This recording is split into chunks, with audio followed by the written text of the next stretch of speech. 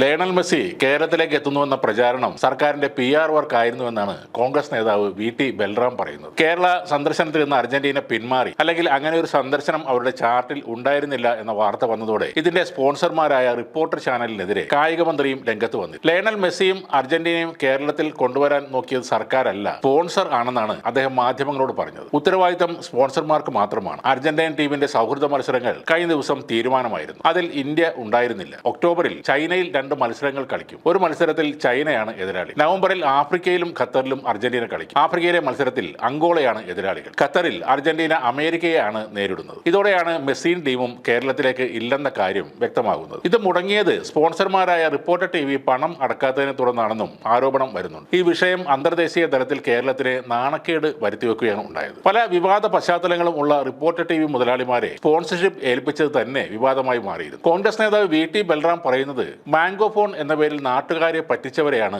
സർക്കാർ എല്ലാ കാര്യവും ഏൽപ്പിച്ചത് എന്നാണ്. ഇവർ പ്രതിയായ മരംമുറിക്കൽ കേസും ഓർമ്മിപ്പിച്ചുകൊണ്ടാണ് ബൽറാമിന്റെ വിമർശനം. അവരെ എല്ലാ കാര്യവും ഏൽപ്പിച്ച് കേരളത്തിന് നാണക്കേട് വരുത്തിവെച്ച സംസ്ഥാന സർക്കാരും കായിക മന്ത്രിയും കേരളത്തോട് മാപ്പ് പറയുകയാണ് വേണ്ടതെന്നും ബൽറാം പറയുന്നു. മെസ്സിയും അർജന്റീന ടീമും വരുന്നതിന്റെ ചെലവുകൾ ഏറ്റെടുക്കാമെന്ന് തെറ്റിദ്ധരിപ്പിച്ച് all Kerala gold and silver merchant അസോസിയേഷന്റെ ഒരു വിഭാഗം വൻതുക പിരിച്ചെടുത്ത് തട്ടിപ്പ് നടത്തിയതായും പറയുന്നു. സ്വർണ്ണ വ്യാപാരി സംഘടനയായ AKG SMA ആണ് ഇത് ആരോപിക്കുന്നത്. ഈ സംഭവത്തിൽ അന്വേഷണം വേണമെന്ന് ആവശ്യപ്പെട്ട് സംഘടനാ president K Surendran, general secretary advocate Abdul Nasser, treasurer CV Krishnadas എന്നിവർ മുഖ്യമന്ത്രി പിണറായി വിജയൻ ഒരു പരാതിയും നൽകിയിട്ടുണ്ട്. സംഘാടകരും അർജന്റീന ഫുട്ബോൾ അസോസിയേഷനുമായി ഉണ്ടാക്കിയ ധാരണ പ്രകാരം സ്പോൺസർമാരായ റിപ്പോർട്ടർ ബ്രോഡ്കാസ്റ്റ് കോർപ്പറേഷൻ, അതായത് റിപ്പോർട്ടർ TV, നിശ്ചിത സമയപരിധിക്കുള്ളിൽ പണം നൽകേണ്ടതായിരുന്നു. എന്നാൽ ധാരണയിലെത്തിയ തീയതി കഴിഞ്ഞ് 3 മാസത്തോളം പിന്നിട്ടിട്ടും സ്പോൺസർ ഈ തുക അടച്ചിട്ടില്ല. പറഞ്ഞുറപ്പിച്ച ആ അഡ്വാൻസ് കൊടുക്കാൻ ആൻഡോ സാറിനും കമ്പനിക്കും കഴിയാത്തത് കൊണ്ടാണ് അർജന്റീന പിന്മാറിയത് എന്നാണ് അറിയുന്നത്. 65 കോടി രൂപയാണ് അടക്കേണ്ട തുകയെന്നും പറയുന്നുണ്ട്. ഇപ്പോൾ റിപ്പോർട്ടർ ചാനൽ വഴി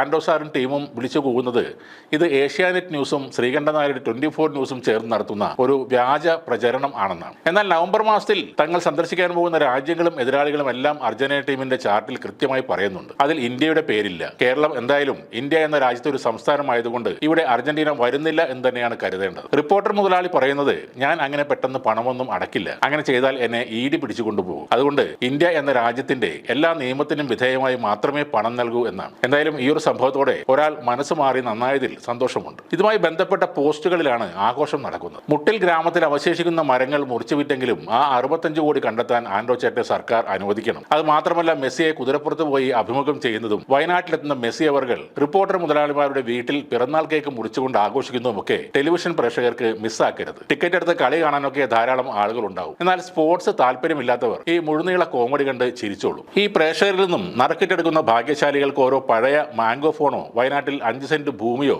സൗജന്യമായി കൊടുത്താലും നഷ്ടമാകില്ല എന്നൊക്കെയാണ് ആ പോസ്റ്റുകളിലൊക്കെ വരുന്ന ചില കമന്റുകൾ.